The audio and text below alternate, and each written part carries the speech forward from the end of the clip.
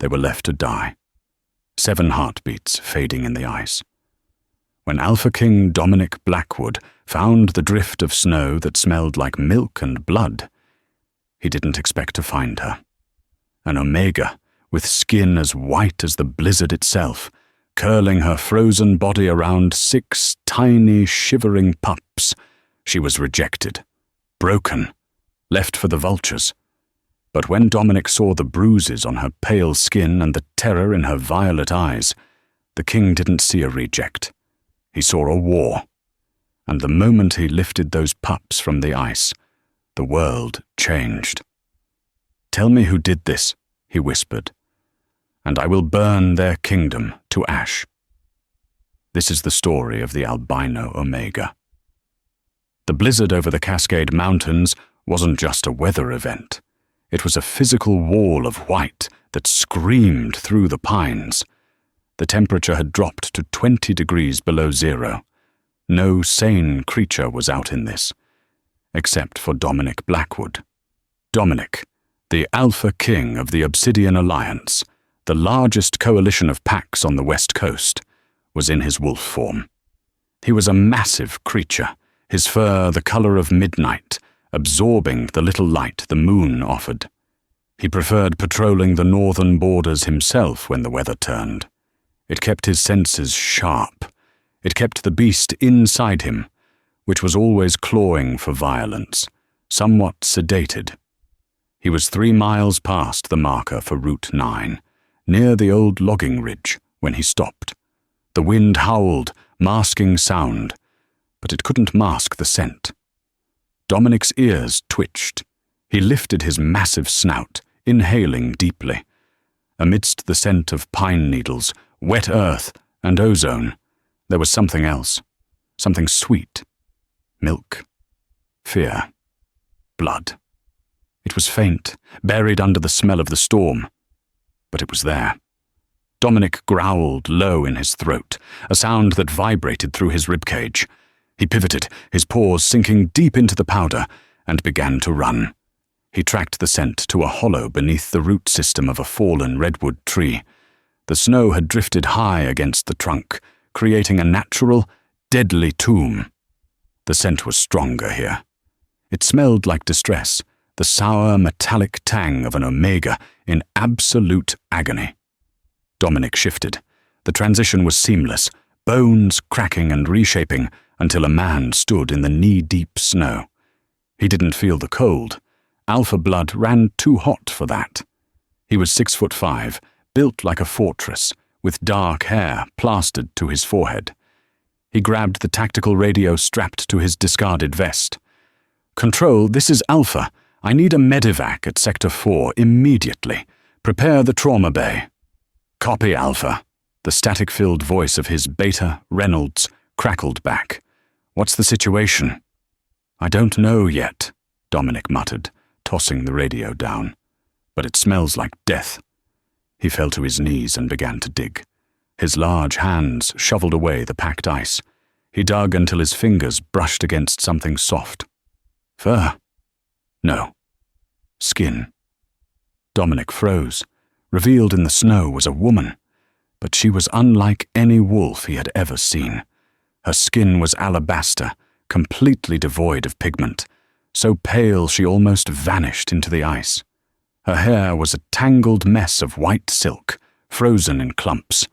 She was naked, curled into a tight defensive ball. She was blue-lipped, her breathing shallow and ragged. She was in the final stages of hypothermia. "Hey," Dominic said, his voice unusually gentle. "Can you hear me?" She didn't move. Dominic reached out to touch her shoulder to check for a pulse, and that was when he saw the movement. Beneath her. She wasn't just curled up for warmth. She was shielding something. Dominic gently pried her frozen arm away from her chest. A low, weak whine emitted from the bundle. There, pressed against the remaining heat of her stomach, were 6 puppies. They were tiny, barely weeks old, a mix of russet and grey fur. They were trembling violently, climbing over each other, seeking milk that wasn't flowing. The Omega had used her own body as a blanket. She had taken the brunt of the wind, the ice, and the frostbite to keep the wind off of them. Her back was raw, stripped of skin in places where the ice had adhered to her. Dominic felt a rage so sudden and so potent it nearly blinded him. This wasn't an accident. No Omega walked into a blizzard with 6 pups. This was an execution. He stripped off his tactical vest and the thermal shirt beneath it. He wrapped the shirt around the puppies, scooping all 6 of them into a singular, squirming bundle. Then he lifted the woman. She was terrifyingly light. Her bones felt like fragile glass birds beneath his hands. Her head lolled back, and her eyes cracked open for a fraction of a second. They weren't brown or blue. They were a shocking, pale violet, the color of a bruised dawn, the mark of an albino, a genetic rarity that some packs considered a curse and others a myth. "My babies," she rasped, the sound barely a whisper. "I have them," Dominic promised, pulling her against his bare chest, sharing his alpha heat. "I have them. You're safe. He'll come back." Her eyes rolled back into her head as she went limp. Dominic looked at the tracks leading away from the hollow. Tire tracks, rapidly filling with snow, heading back towards the highway. "Let him come," Dominic snarled to the empty forest. "I'll be waiting." The St. Jude's medical wing, located in the heart of the Blackwood estate, was usually quiet. Tonight, it was a war zone of activity. "BP is dropping! She's crashing!"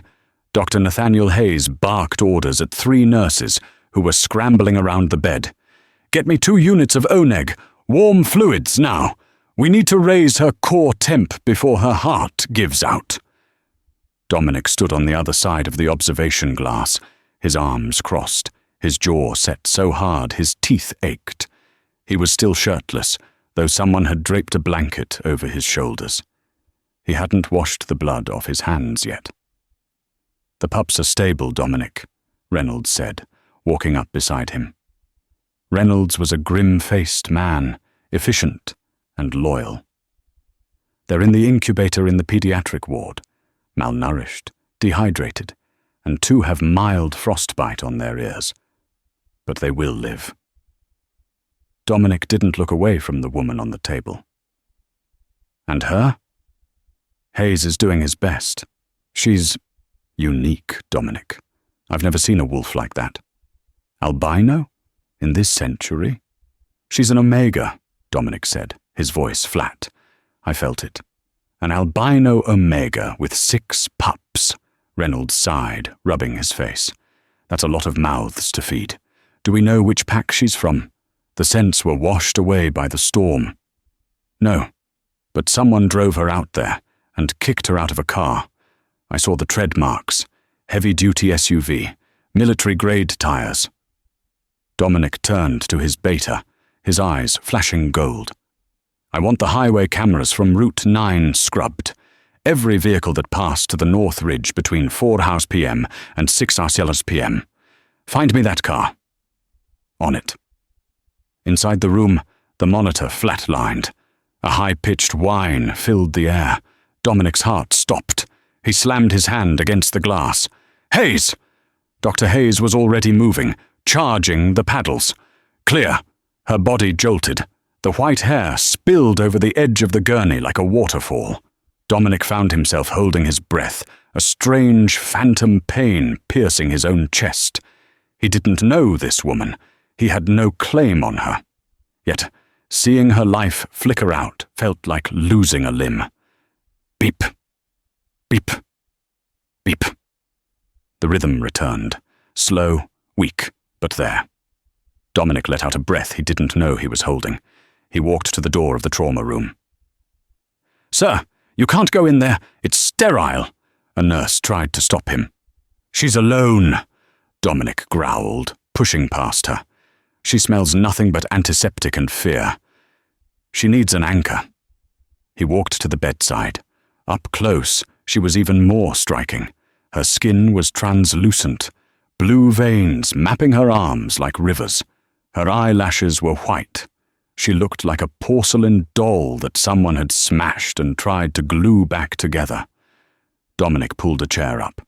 He took her icy, limp hand in his massive, warm one. He pushed his alpha pheromones out, a scent of cedar, rain, and safety.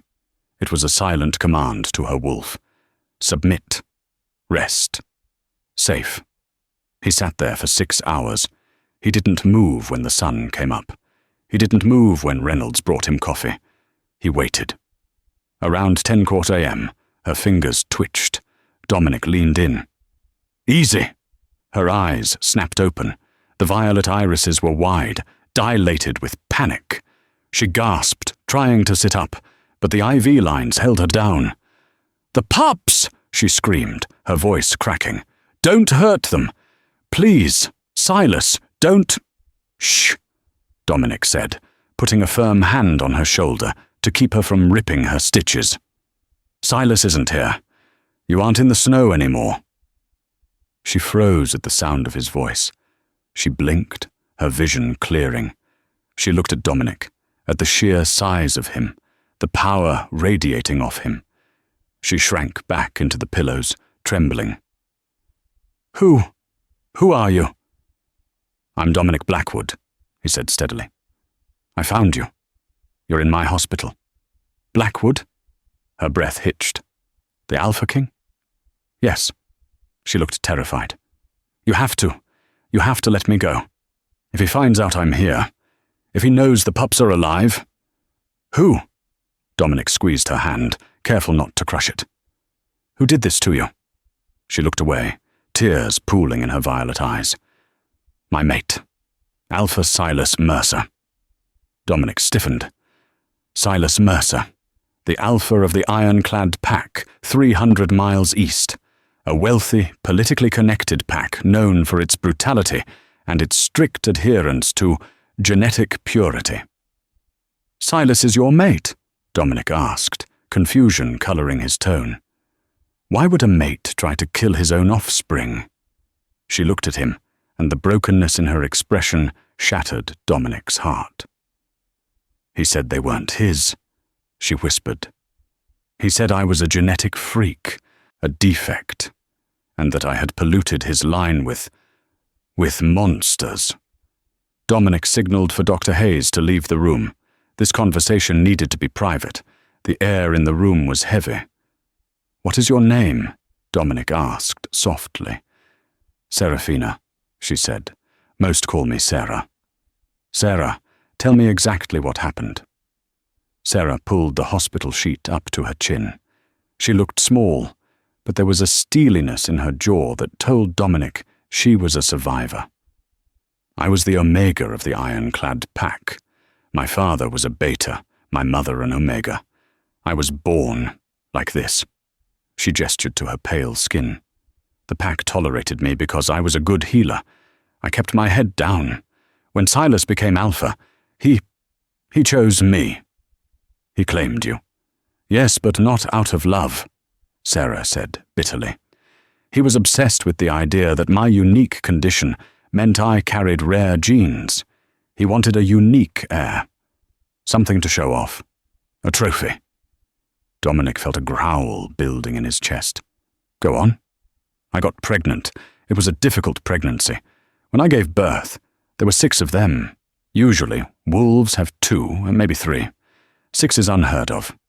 And they were small. Runts." She took a shaky breath. Silas was furious. He wanted a strong alpha heir. Instead, he got 6 small, crying puppies. He called in his pack doctor. They did a blood test. Sarah's hands shook violently. Dominic covered them with his own again to steady her. The doctor came back an hour later. He told Silas the DNA didn't match.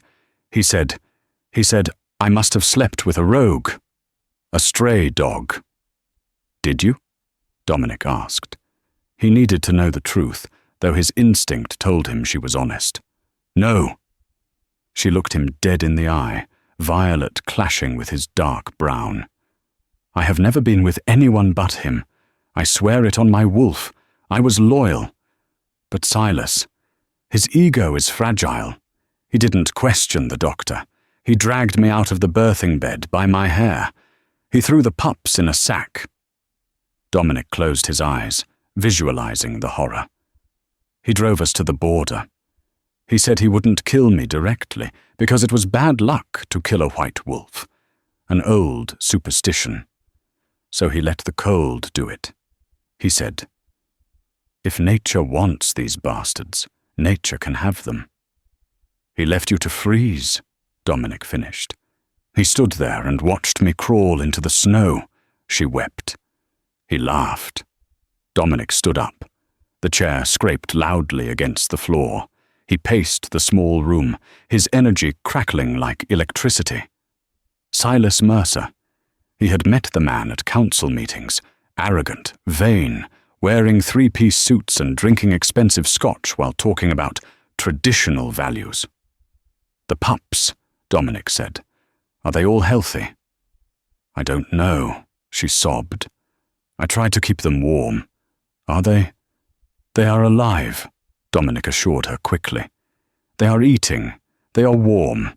My medical team is with them right now." Sarah slumped in relief. "Thank you. Oh God, thank you." "The DNA test," Dominic said, stopping his pacing. "Why would the doctor lie, unless Silas told him to?" Sarah shook her head. "The doctor, Dr. Aris, he's terrified of Silas. But..." Silas looked genuinely surprised and angry. If Silas wanted to get rid of me, he could have just rejected me. He didn't have to stage a fake paternity test. "So someone else tampered with the results," Dominic mused. "Or the test was wrong. Or..." Sarah hesitated. "There is a rumor about Silas." "What rumor?" "That he can't. That he's sterile. That his father knew it. And that's why Silas was so desperate for an heir immediately after taking the Alpha title, to prove he wasn't broken." Dominic's eyes narrowed. If Silas was sterile, then who was the father? "Sarah," Dominic asked carefully, "if Silas is sterile, is there any possibility, any gap in your memory?" "No," she insisted. "I was a virgin when he took me. I was locked in the estate. There was no one else." Dominic looked at her. He believed her. Her scent was pure. There was no deception in it, which meant there was a piece of this puzzle missing, a biological impossibility. Unless... Dominic went to the door and opened it. "Reynolds!" The beta appeared instantly. "Get a paternity test on those pups," Dominic ordered. "Run it against Silas Mercer's profile in the database, and run it against every male relative Silas has." Reynolds raised an eyebrow. "Every relative?" "Yes. And get security on this floor. Level 5 lockdown. If anyone from Ironclad calls, we deny she is here. As far as the world knows, Serafina Winter died in that snowstorm." He turned back to Sarah. She was watching him with wide, awe-struck eyes. "Why are you doing this?" she asked. "I'm a reject, an exile. Bringing me here is an act of war against Silas." Dominic walked back to the bed. He leaned down, his face inches from hers. He brushed a stray lock of white hair from her forehead. "Because, Serafina," he said, his voice dropping to a low rumble that made her shiver, "I don't like bullies, and I have a feeling that those 6 pups aren't bastards. I think they are the key to bringing Silas Mercer to his knees." He straightened up. "Rest now. You're under the protection of the Blackwood pack, and I protect what is mine." Sarah watched him leave. For the first time in years, the cold that had lived in her bones began to thaw. "Mine," he had said. She wasn't sure if he meant she was his prisoner or his guest, but as she drifted into sleep, she realized she felt safer with this terrifying Alpha King than she ever had in the arms of her mate. 3 days passed. Serafina was healing with a speed that surprised even Dr. Hayes. The alpha blood Dominic had donated during her transfusion seemed to have supercharged her recovery. But while her body mended, her spirit remained tethered to the pediatric ward down the hall. On the fourth night, unable to sleep, Sarah slipped out of her room. She wore a heavy woolen robe Dominic had left for her. The hospital wing was dim, illuminated only by the soft blue glow of the monitors. She crept toward the incubator room. Through the glass, she saw a sight that stopped her breath in her throat. Dominic was there. The terrifying Alpha King, known for crushing rebellions and ruling with an iron fist, was sitting in a rocking chair. The room was warm, humidified for the pup's lungs. In his massive arms, he held the smallest puppy, the runt of the litter, a tiny thing with grey fur and white paws. Dominic was holding a small bottle of formula.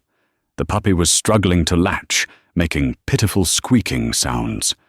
"Come on, little fighter," Dominic murmured, his voice a low rumble that vibrated through the glass. "You survived the ice. You don't get to quit on the milk. Drink." He adjusted his grip, using a devastating amount of care for hands that could break stone. He rubbed the puppy's throat with his thumb, coaxing the swallow reflex. The puppy finally latched, gulping greedily. Dominic let out a sigh, his shoulders relaxing. He looked down at the pup with an expression of profound sadness and longing. Sarah opened the door quietly. "He likes you." Dominic's head snapped up. For a second, the alpha mask slammed back into place, cold, distant, but it faltered when he saw it was her. "You should be resting, Serafina." "I couldn't sleep without seeing them." She walked closer, her bare feet silent on the tile. "That one. I was afraid he wouldn't make it. He was the coldest when you found us." "He's stubborn," Dominic said, looking back down at the pup. "He has your eyes, even as a wolf." Sarah froze. She reached out and touched the puppy's head. The pup leaned into her touch, sensing his mother. "Do they have names?" Dominic asked. "No," Sarah whispered. "I was afraid to name them. In the ironclad pack, you don't name runts until they survive the first month." "Silas. Silas said it was a waste of a name." "Silas is a fool," Dominic growled softly. "This one is Ash, because he rose from the ashes of the snow." "Ash," Sarah tested the name. It felt right, strong. "And the others? That's up to you. You're their mother." "You saved them," she said, looking at Dominic's profile. The harsh lines of his face were softened by the dim light. "You are more of a father to them in 3 days than Silas was in the 9 months I carried them." Dominic went still. He placed the now sleeping Ash back into the incubator with his siblings. He turned to Sarah, towering over her. The space between them crackled with an unspoken energy. It was the pull of the moon goddess, faint but undeniable. "I didn't have a father growing up," Dominic confessed, a rare admission. "My father died in a challenge when I was 2. I was raised by the pack. I learned that blood doesn't make a father. Protection does. Sacrifice does." He reached out, his hand hovering near her face. He hesitated, then gently tucked a strand of white hair behind her ear. His fingers grazed her cheek, and heat flared through her skin like a brand. "You are safe here, Sarah. I promise you. I won't let anyone touch you or these pups again." Sarah looked up into his dark eyes. For the first time, she didn't see a king. She saw a man who was just as lonely as she was. "Why?" she asked breathlessly. "Why do you care so much?" Dominic's gaze dropped to her lips, then back to her eyes. "Because when I dug you out of that snow, I felt something break inside me. And I think you're the only one who can fix it." Before the moment could deepen, the door burst open. It was Reynolds. He looked winded, clutching a manila folder. He stopped, realizing he was interrupting something, but his expression was too grave to apologize. "Alpha," Reynolds said. "We have the DNA results." Dominic stepped back, the mask returning instantly. "And?" "And," Reynolds looked at Sarah, then back to Dominic. "You're not going to believe this. Silas Mercer isn't sterile, but he isn't the father either." Dominic's office was a fortress of mahogany and leather. He sat behind his desk, the DNA report spread out before him. Sarah sat in the guest chair, her hands gripping her knees. "Explain," Dominic ordered. "If Silas isn't the father, and Sarah was faithful, how do these pups exist?" Dr. Hayes stepped forward. He looked nervous. "Biologically, it's a phenomenon called superfecundation. But that's not what happened here. The DNA markers are clear. These pups share 50% of their DNA with Serafina. The other 50%, it matches a profile in the National Shifter database. But it's a restricted file." "Whose?" Dominic demanded. "Victor Mercer," Reynolds answered. Sarah gasped. "Victor? Silas's younger brother?" "The same," Reynolds nodded. "He's the beta of the ironclad pack." "That's impossible," Sarah shook her head violently. "I barely spoke to Victor. He was always kind to me, but from a distance. We never—" "We know," Dr. Hayes interrupted gently, "because we found something else in your blood work, Serafina. Traces of a synthetic compound called lethiservin." Dominic slammed his fist on the desk. "Memory suppressants." "Yes," Hayes confirmed. "It's a black market drug. It induces short-term amnesia and compliance. Someone drugged you, Serafina. Likely artificially inseminated you or forced themselves on you while you were under the influence." Sarah put a hand over her mouth, nausea rolling through her. The violation was absolute. She had been used as a vessel, a pawn in a game she didn't understand. "Victor," Dominic said, his voice ice-cold. "Why would the beta want to impregnate the alpha's mate?" "Because of the succession laws," Reynolds explained, pacing the room. "The ironclad pack operates on first blood. If the alpha dies without an heir, the beta takes over. But if the alpha has an heir, the beta remains a servant forever. However, if the alpha produces an heir that is proven to be illegitimate, then the alpha is disgraced," Dominic finished the thought, "and stripped of his rank." "Exactly," Reynolds said. "Victor orchestrated this. He drugged Sarah. He ensured the pups were his. Then he likely paid Dr. Aris to tell Silas the pups were mongrels or rogue-born without revealing the true father. He wanted Silas to kill the pups in a rage. Once Silas murdered his own mate and rogue spawn, Victor would reveal the DNA test proving the pups were actually Mercer blood, his own, frame Silas for murdering the pack's future, and take the throne." "It's a coup," Sarah whispered, tears streaming down her face. "He used me to destroy his brother. He made Silas think I was a cheater so Silas would kill me." "It's brilliant," Dominic admitted darkly, "and evil. Silas is a monster for what he did, but he was a weapon aimed by his own brother." Dominic stood up and walked around the desk. He knelt before Sarah, taking her trembling hands. "This is not your fault. Do you hear me?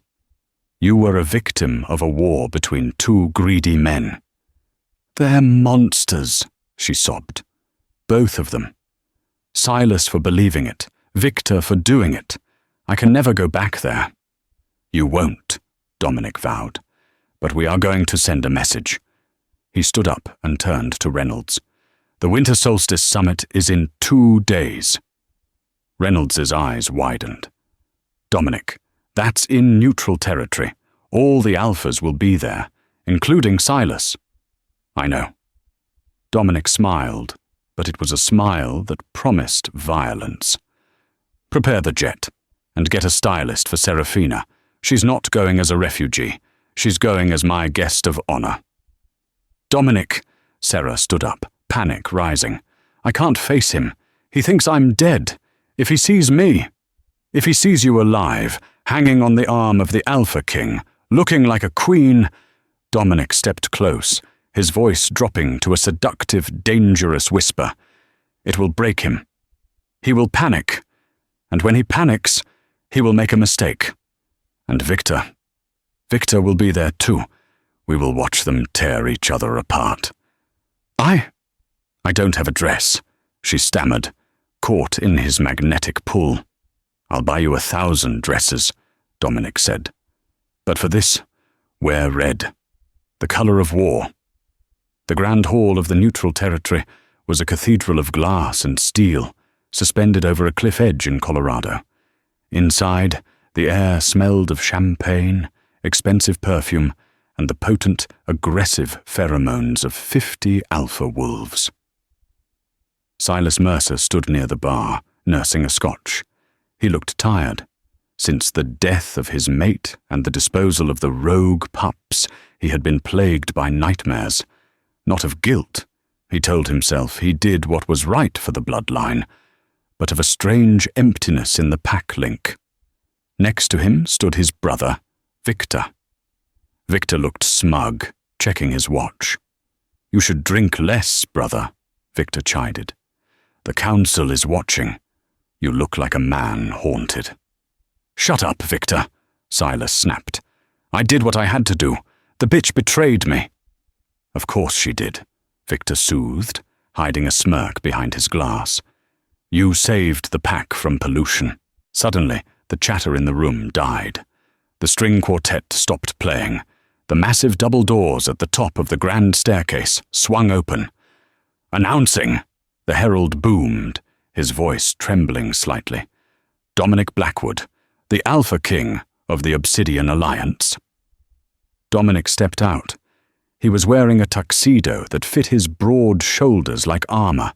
He radiated power so intense that lesser wolves in the room instinctively lowered their heads. But no one was looking at Dominic. They were looking at the woman on his arm. She was a vision of ice and fire. Her hair, white as snow, was styled in cascading waves down her back. Her skin glowed under the chandeliers. She wore a gown of deep, blood-red velvet that hugged every curve, with a slit that went up to her thigh. Diamond drops hung from her ears. She looked regal, untouchable. "Is that?" someone whispered. "It can't be. The albino?" Silas dropped his glass. It shattered on the marble floor, the sound echoing in the silence. He stared. It was Serafina. But it wasn't the cowering, broken woman he had dragged through the snow. She held her head high, her violet eyes scanning the room with a cold confidence Dominic had instilled in her. Dominic placed a possessive hand on the small of her back and guided her down the stairs. The crowd parted like the Red Sea. They walked straight toward Silas. Silas couldn't breathe. "Sarah!"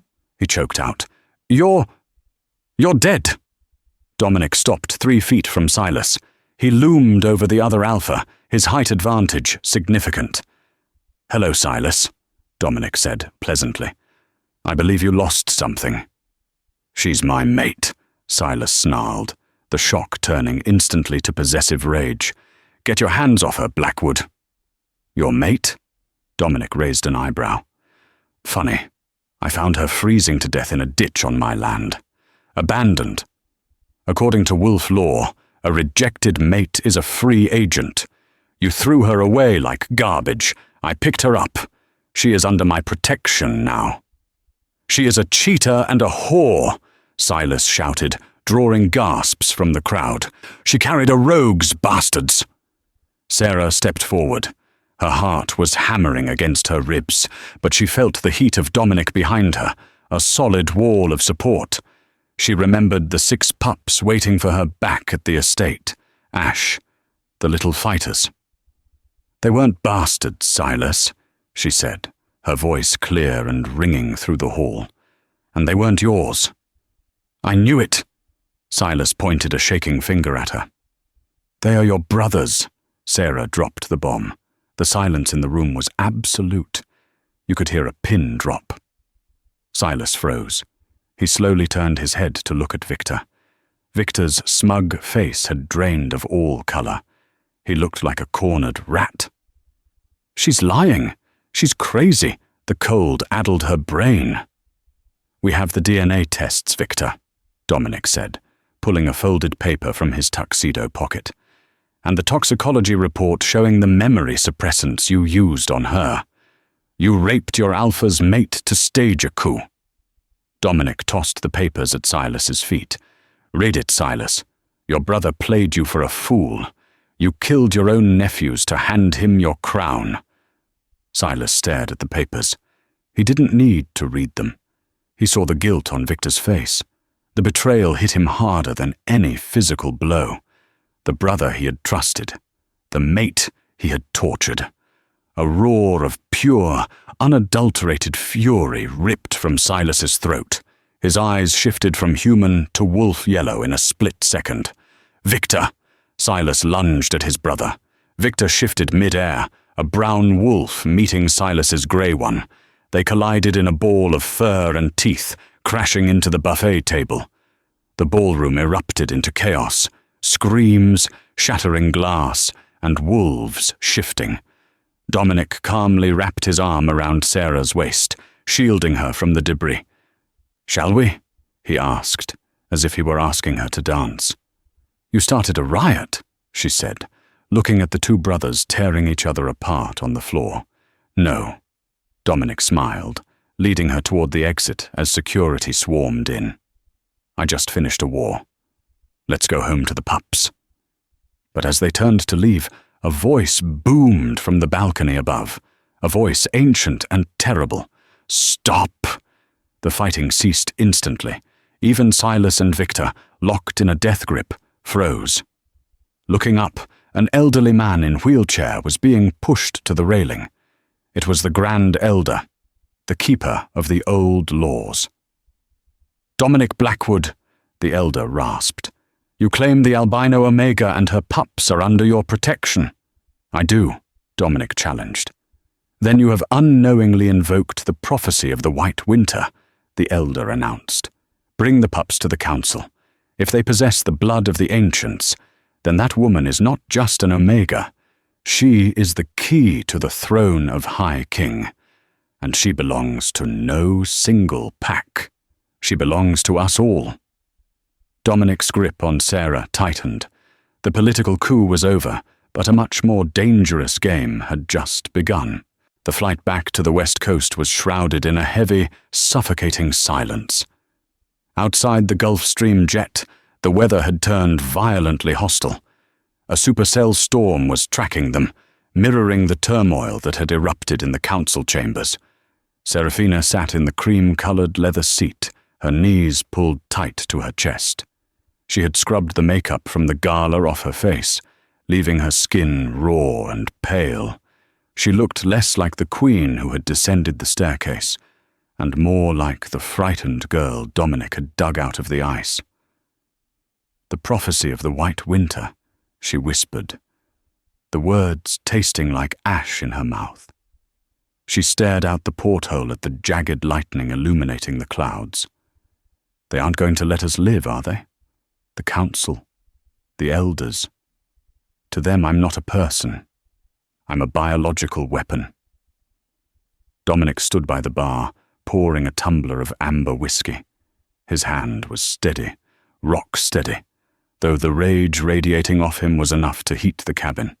He abandoned the drink and walked to her, dropping to one knee so he was eye level with her violet eyes. "They are afraid, Serafina," Dominic said, his voice low and vibrating with intensity. "For 500 years, the council has maintained power by keeping the bloodlines separate. Alphas marry alphas, betas marry betas. They preach purity, but they practice control. The prophecy speaks of a union that breaks those chains, a white wolf and a shadow alpha. And the pups?" Her voice trembled, cracking on the word. The elder said they belong to everyone. He called them the key to the throne. They belong to you, Dominic corrected her, a growl lacing his words. He took her cold hands in his large, warm ones. And you are with me.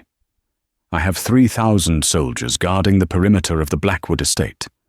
I have anti-air batteries and wolves who have trained their entire lives for a siege. Let the council come. Let them try to take what is mine. He brought her knuckles to his lips. The contact sent a jolt of electricity through her, stronger than before. It wasn't just comfort. It was the biological imperative of the mate bond, finally settling into place. It was a tether, binding her soul to his. I'm scared, Dominic, she confessed, tears pricking her eyes. Not for me. I've been disposable my whole life. But for Ash, for the little ones. They are so small. Fear is a tool, Dominic said, his eyes burning with a golden, predatory light. It sharpens the senses. But do not let it consume you. You are the mother of the future High Kings. Tonight, we do not hide. Tonight, we end the Mercer line forever. They landed on the private strip just as the blizzard made landfall. The wind was screaming, a physical wall of white noise that whipped the trees into a frenzy. By the time the convoy of armored SUVs reached the main gates of the Blackwood estate, the enemy was already there. It wasn't a messy mob. It was a precise, military formation. Standing on the frozen lawn, illuminated by the floodlights of the manor, were 50 wolves. They wore the silver-grey tactical cloaks of the Judiciary Enforcers, the Council's personal death squad. These were wolves bred for one purpose, to execute alphas who disobeyed the old laws, and leading them, standing arrogantly at the base of the stone steps, was Silas Mercer. Silas looked deranged. His tuxedo from the gala was shredded, his shoulder heavily bandaged from the fight with his brother Victor.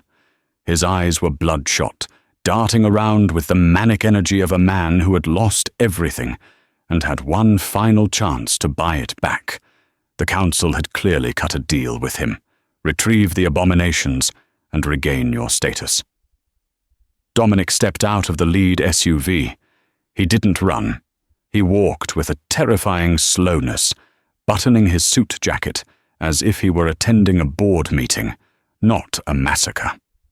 Reynolds and his top lieutenants flanked him, assault rifles in hand, but Dominic carried no weapon. "Dominic Blackwood!" Silas screamed over the wind. "By order of the Grand Council and the High Elder, you are harboring fugitives of the state. Hand over the genetic anomalies immediately." Dominic stopped 10 yards away. The snow swirled around his legs. "You look like a dog on a leash, Silas. Did they promise you a biscuit if you fetched the pups?" "I am the arm of the law," Silas spat, veins bulging in his neck. "Give me the bitch and the bastards. If you comply, the council will allow you to keep your lands and your life. Refuse, and the Blackwood line ends tonight." "You speak of law." Dominic's voice remained calm, but he projected it using the Alpha command, a sonic boom of authority that rattled the windows of the manor. "But there is only one law on my territory. Leave or die." The silver-cloaked enforcers flinched. They were elite killers, but facing the Alpha King of the Obsidian Alliance on his home soil was a suicide mission, and they knew it. Silas saw their hesitation. He knew if he lost momentum now, he was dead. Fueled by madness and the desperate need for redemption, he tore at his clothes. "Kill him!" Silas shrieked. "Kill them all! Take the woman!" Silas's body contorted, bones cracking audibly as he shifted. He exploded into his wolf form, a massive, scarred, grey beast. He threw his head back and howled, a sound of pure malice. The enforcers had no choice. They shifted. 50 wolves, a mix of browns, greys, and blacks, charged the steps. "Defend the Queen!" Dominic roared. The battle was instant and visceral. The Blackwood pack poured out from the sides of the house, colliding with the enforcers in a wave of fur and violence. The pristine white snow was painted red within seconds. Dominic didn't shift immediately. He grabbed the first enforcer that lunged at him, a massive timber wolf, by the throat. With a display of raw, human strength, he slammed the beast into the pavement, crushing its windpipe. Then, the darkness took him. Dominic shifted. He became the Midnight Wolf. He was significantly larger than the others, a creature of shadow and muscle. He moved through the battlefield like a scythe. He didn't just fight. He dismantled. He snapped legs, tore through flanks, and threw fully grown wolves aside as if they were toys. His eyes were locked on one target. Silas. The two alphas met in the center of the driveway, near the frozen fountain. Silas was fast, fueled by adrenaline, snapping his jaws at Dominic's throat. But Dominic was fighting for something Silas couldn't understand. Silas was fighting for a title. Dominic was fighting for a family. Dominic took a bite to the shoulder, ignoring the pain, and used the leverage to clamp his massive jaws onto the back of Silas's neck. He shook the grey wolf violently, slamming him into the stone fountain. Silas yelped, the sound high and pathetic, clawing frantically at the stone. Suddenly, a sound pierced the chaos of the battle.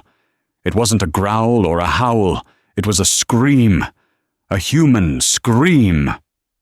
Dominic froze, his ears swiveling toward the manor.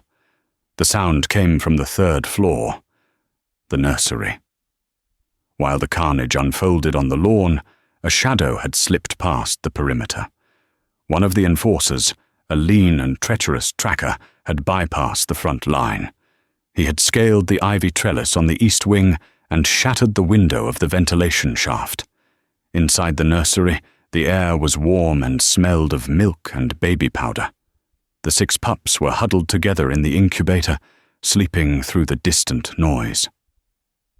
Serafina stood in front of the incubator. She held a silver scalpel she had stolen from the medical wing, a tiny, laughable weapon against a werewolf, but she gripped it until her knuckles turned white. The heavy oak door to the nursery shuddered. Boom! Sarah backed up, putting her body between the door and her children. "You will not touch them," she whispered to herself. "You will not." Boom! The wood splintered. The door was torn off its hinges.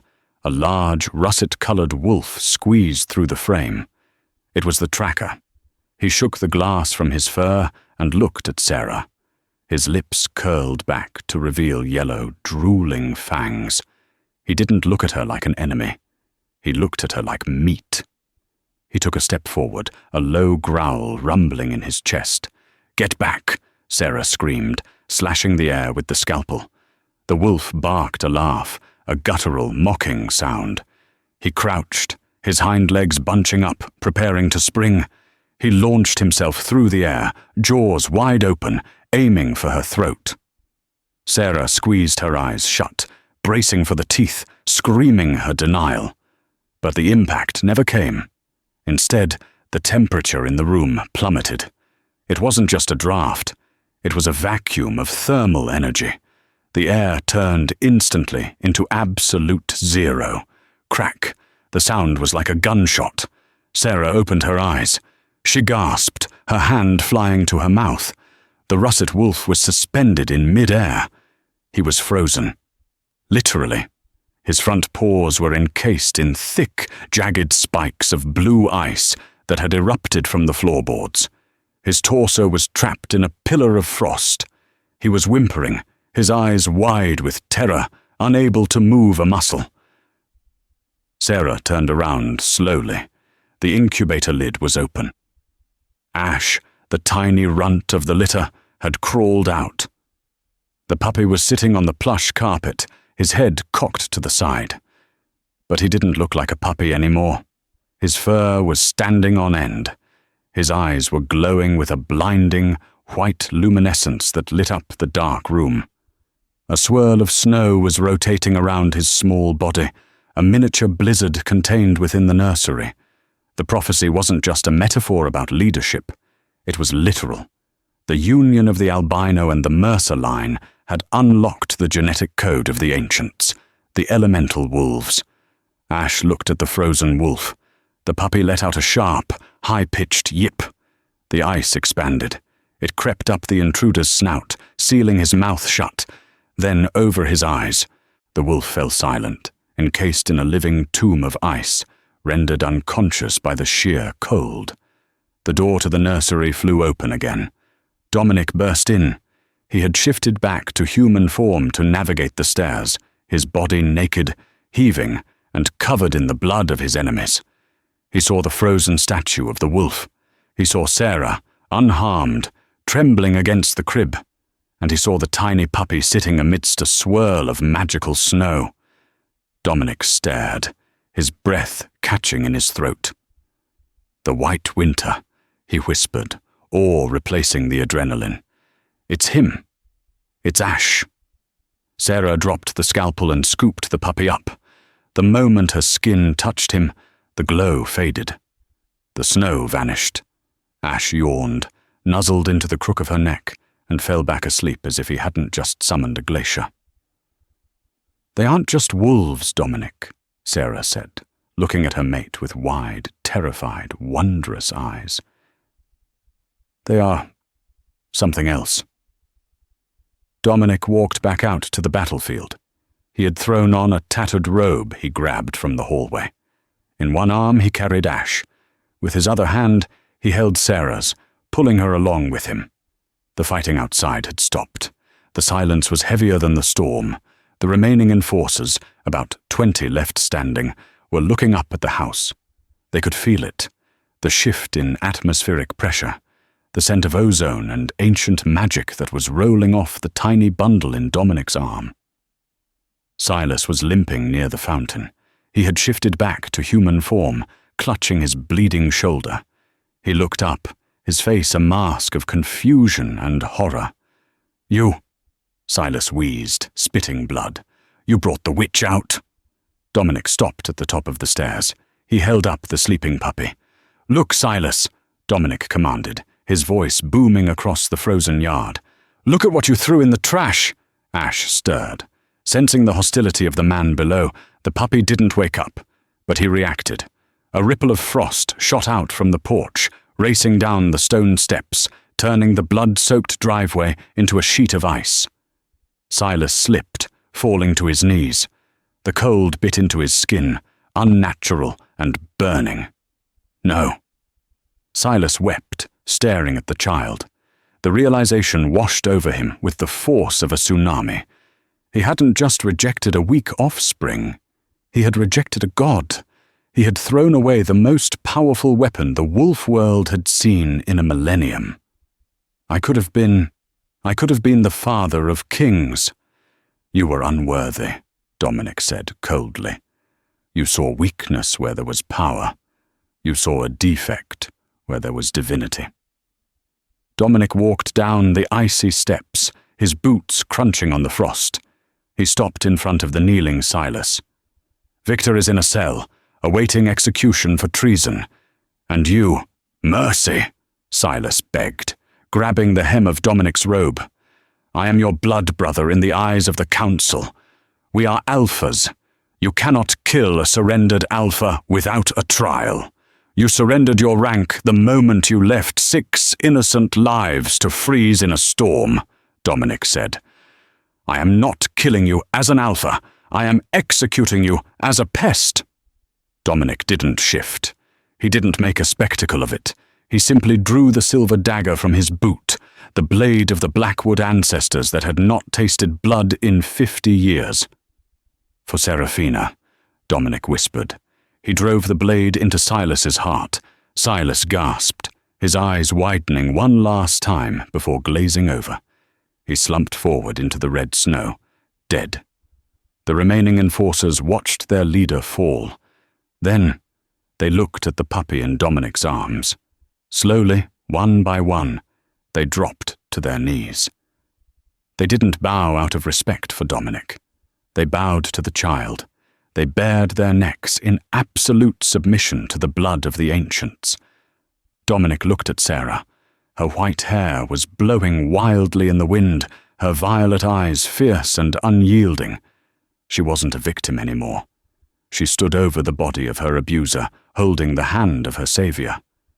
She was the mother of the storm. Reynolds climbed onto the porch railing, raising his bloody fist in the air. "Hail!" Reynolds shouted, his voice cracking with emotion.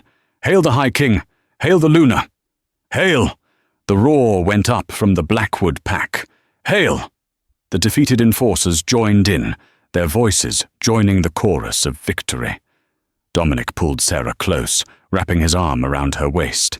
He looked out at the bowing wolves, at the dead past, and the terrifying, magnificent future. "It is done," he whispered into her hair. "The winter is ours." Silas Mercer died, realizing he had thrown away a dynasty. But Dominic Blackwood, he built an empire on the very thing others rejected.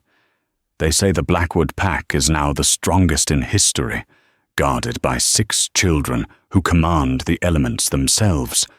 But the strongest magic of all wasn't the ice or the claws. It was the Alpha who looked at a frozen grave and saw a future. What would you have done if you were Dominic?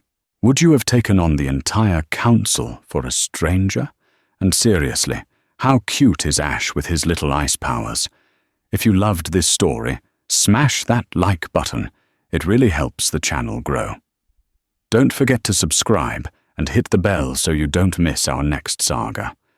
We have a story coming up about a billionaire dragon shifter you won't want to miss. Thanks for watching, and see you in the next one.